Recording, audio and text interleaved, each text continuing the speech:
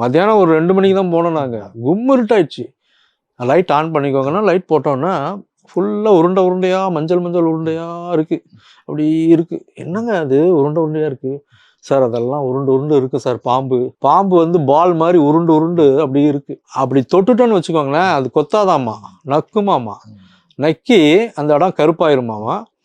நம்ம சாவுறதுக்குள்ளே அந்த கருப்பு உடம்பு ஃபுல்லாக பரவிடுவோமாமா. இதுக்கு ட்ரீட்மெண்ட்டே இல்லையாம்மா. அதே மாதிரி அங்கங்கே இருக்கானுங்க ஆட்கள். அந்த மாதிரி போய் இந்த இடம் ஃபுல்லாக அப்படியே கருப்பாக இருக்கும். இவனுக்கெல்லாம் அந்த பாம்பு தான் சார் நக்கிருச்சு, அவன் ஏதோ தெரியாமல் போய் இது மாதிரி பண்ணி சிக்கிட்டான் அப்படிம்பாங்க. அதை எடுக்கவே முடியாது. இவன் வெள்ளையாக இருக்கான், அப்படியே டேட்டு போட்டு அழிஞ்ச மாதிரி கருப்பாக இருக்கு.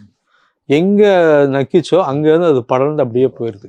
அதுக்கப்புறம் கொஞ்சம் கூட்டு போனார். அந்த பாம்பு எப்படின்னா நம்ம பக்கத்தில் இப்படி வரல, அப்படி உருண்டு வருது. நீங்கள் பாட்டுக்கு அமைதியாக போகணும். அந்த பாம்பு அப்படி சுற்றி உருண்டை பால் மாதிரி இருக்குது. அப்படின்னு தான் இப்படி வருது உருண்டு. நெளிஞ்சு இப்படி பண்ணி அப்படி வருது.